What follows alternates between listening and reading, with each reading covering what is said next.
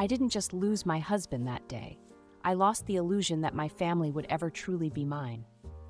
6 months ago, I was standing in a quiet funeral home, staring down at an urn, trying to understand how I'd gone from planning summer vacations with my husband to signing off on cremation papers. Jason, my husband of 7 years, had been killed instantly in a car accident. The damage was so severe they didn't even offer me the option of a final viewing. No closure, just silence, just ashes. The days that followed blurred together in a haze of shock and exhaustion. I couldn't eat.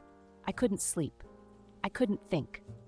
If it weren't for my parents stepping in to manage the funeral and notify the family, I don't know how I would have made it through. For once, they were there for me, not just for appearance's sake, not to compare me to my younger sister, but really there. Or so I thought. My sister Lindsay and I had never been close. Growing up, she was the sun my parents orbited around, captain of the cheer team, voted most charming in high school, always landing on her feet even when she made mess after mess. I was the quiet one, the overachiever, the one who paid her own way through college while our parents helped Lindsay out of every crisis she created. But after Jason's death, something shifted. My parents, Audrey and Bill, called me daily. They started inviting me to dinner every Sunday, asking about my work, my health, my feelings. When they asked if I could help them with a monthly transfer to cover some bills, $1,500, I said yes without hesitation.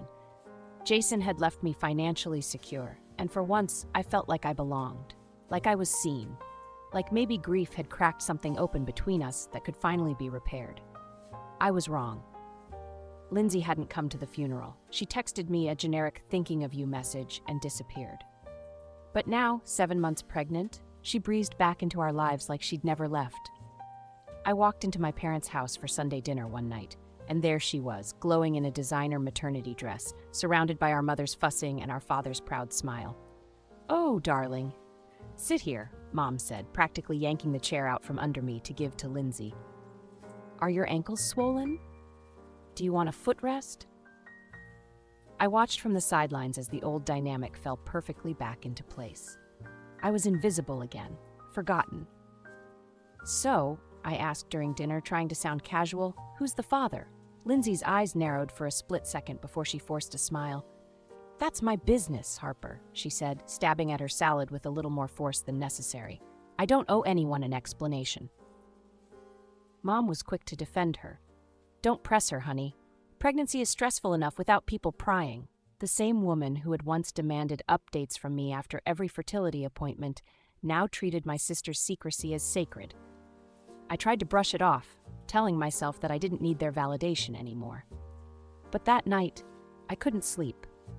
Something in Lindsay's smile had unsettled me. It was the smile she wore when she was hiding something, when she was getting away with something.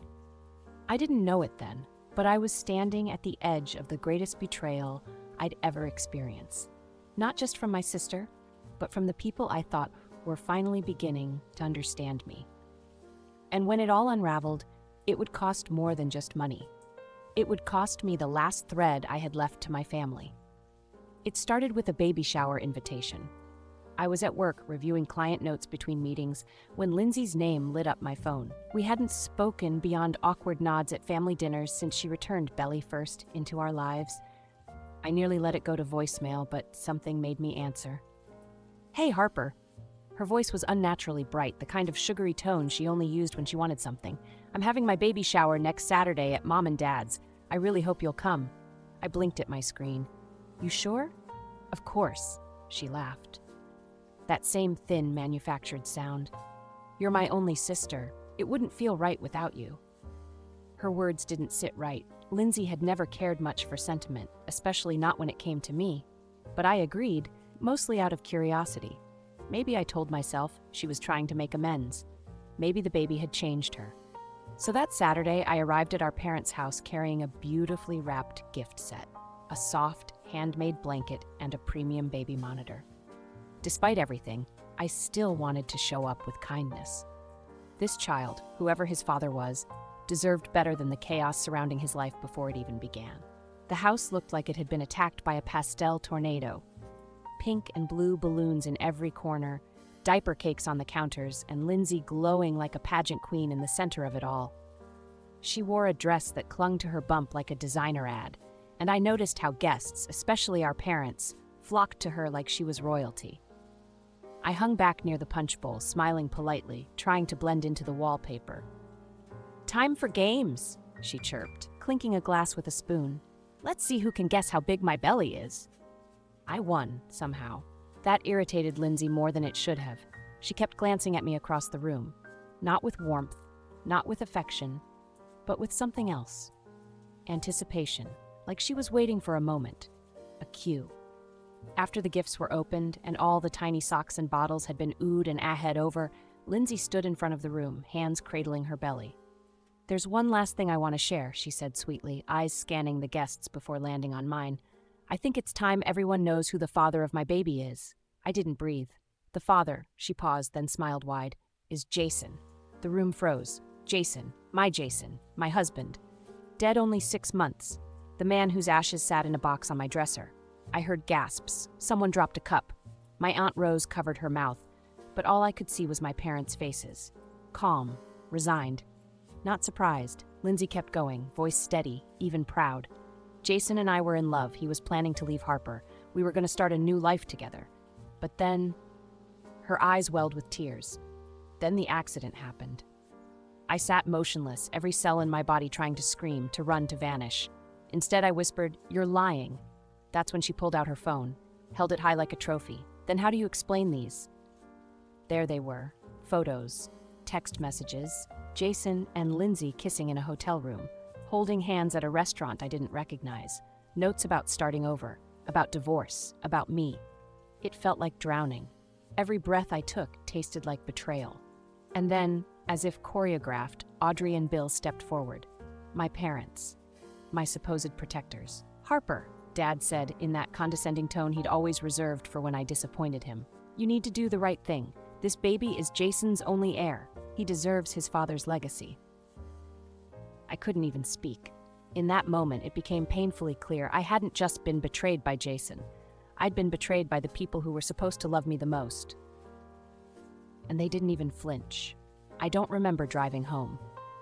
One moment I was gripping the back of a chair in my parents' living room, my vision tunneling, heart pounding in my ears. The next, I was standing in my kitchen, the gift I had brought for the baby still clutched in one hand like a cruel joke.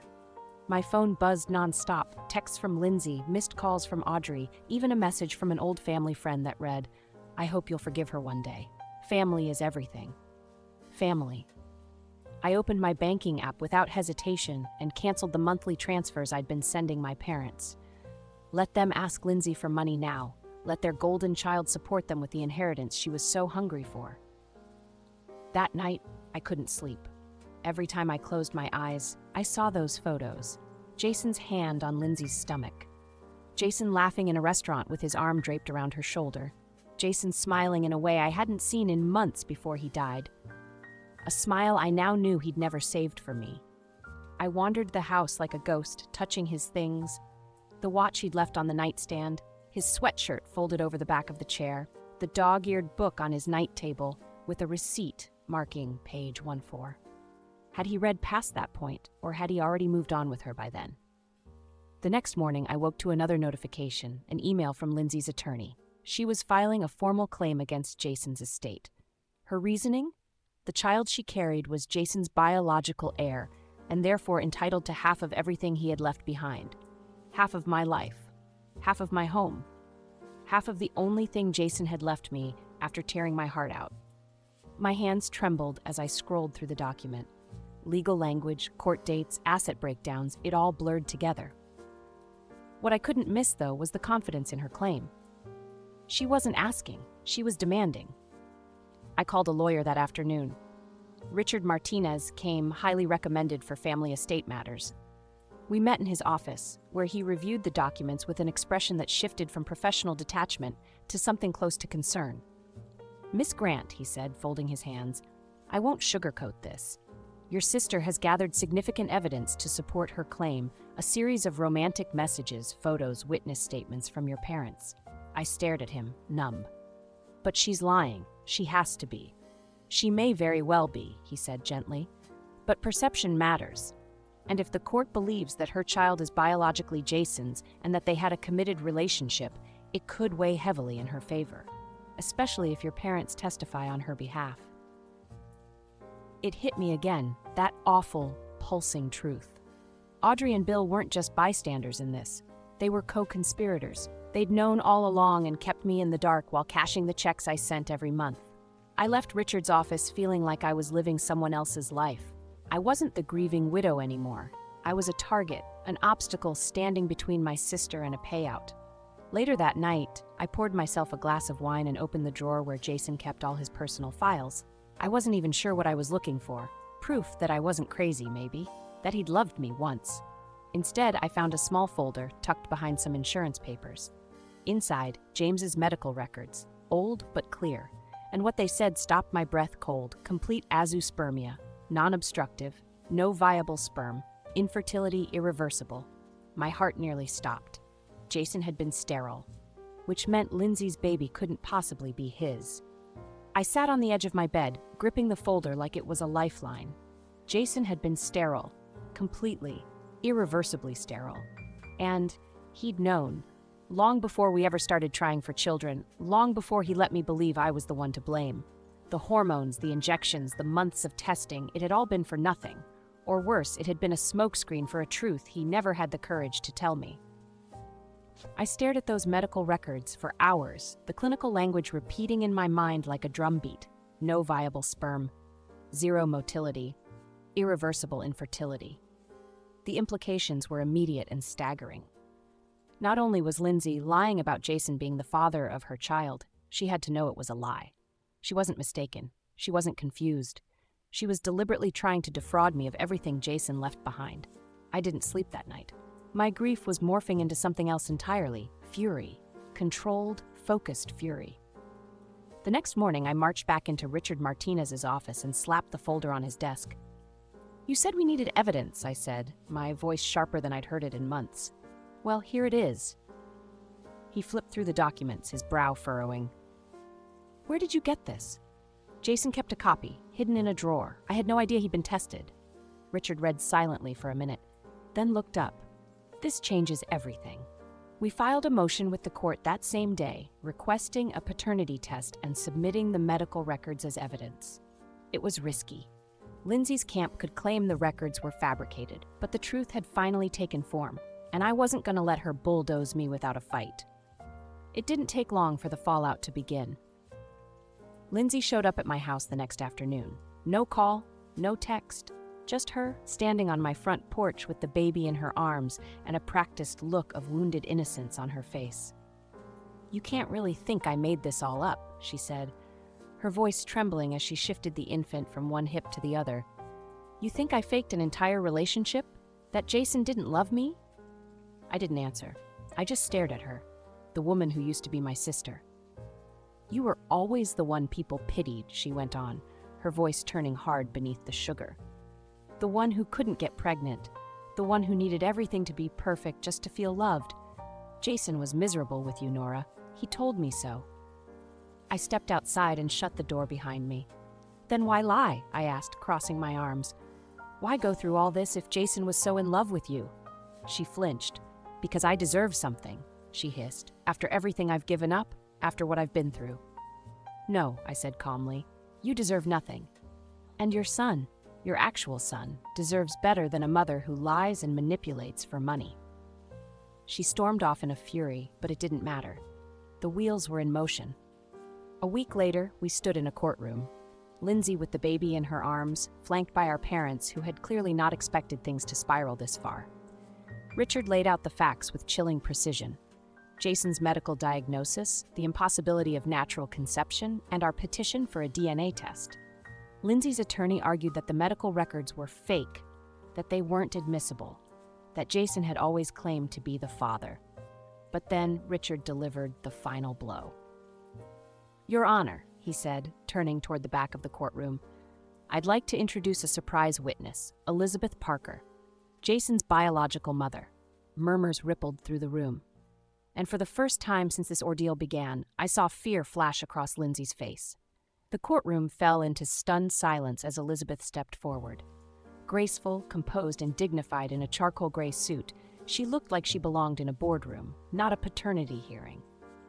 But in that moment, she was the final piece of a puzzle Lindsay never thought anyone could complete. Elizabeth raised her right hand and was sworn in. Her voice was calm but firm as she confirmed her identity and her relationship to Jason. "Yes, I am his biological mother," she said, her eyes flicking briefly toward me before settling on the judge. "And I'm willing to submit a DNA sample to determine whether this child is my grandson." Lindsay visibly paled. Her lips parted as if to speak, but no words came. Our mother reached over and squeezed her shoulder, whispering something in her ear. But even she looked unsure now, her earlier confidence starting to erode under the weight of the truth. The judge granted the motion for expedited testing. The room emptied quickly after that, the tension too thick for small talk. As I gathered my things, Lindsay brushed past me in the aisle. "You think this means you've won?" she hissed. "You don't know everything." "No," I said quietly, "but I know enough." 3 weeks passed in a blur. I didn't return to work, didn't see friends. I existed in limbo, waiting for the results that would either validate everything or blow it all apart. When the envelope arrived, I nearly dropped it. My hands shook as I opened it in Richard's office, Elizabeth sitting beside me, her hand resting gently on my arm. The judge's voice rang out clearly that morning in court. "The DNA results show no biological relationship between the child and Mrs. Elizabeth Parker. Therefore, it is concluded that Jason Wilson is not the biological father." Gasps erupted from the audience. Our parents sat frozen in the front row, their mouths slightly open. Lindsay clutched the baby to her chest, her eyes wide and unblinking. The judge turned to her, his expression hardening. "Miss Thompson, you knowingly brought forth a fraudulent claim against your sister involving the estate of a deceased man while weaponizing a child who is not his. Do you understand the seriousness of what you've done?" Lindsay began to sob, the performance this time falling flat. I needed help. I didn't know what else to do." "You knew," I said, standing slowly. "You knew Jason wasn't the father, and you used him anyway. Used me, used our parents, used everyone." The judge ruled in my favor without hesitation. All of Lindsay's claims were dismissed with prejudice.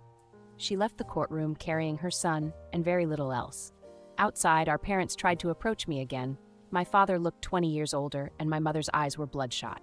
"Nora," she said softly, reaching for me. "We didn't know she was lying. We just wanted to protect the baby." "No," I said, stepping back. "You wanted to protect her, like always, but I'm done being the forgotten daughter." They called after me, but I didn't turn around. I walked to Elizabeth, who was waiting at the bottom of the courthouse steps. "You okay?" she asked gently. "Getting there," I replied. That afternoon, I handed her the keys to the downtown apartment Jason left behind. "You helped me more than you'll ever know," I said. "This is just a start." 3 months later, I'm rebuilding. Elizabeth and I have Sunday dinners. I returned to work. I even booked a trip to Colorado, my first solo vacation in years. I still miss Jason, but not the version of him I now know. I mourn the man I thought he was, and I'm learning to love the woman I've become in the aftermath. Sometimes life doesn't give you the ending you wanted, but sometimes it gives you the strength to write a better one.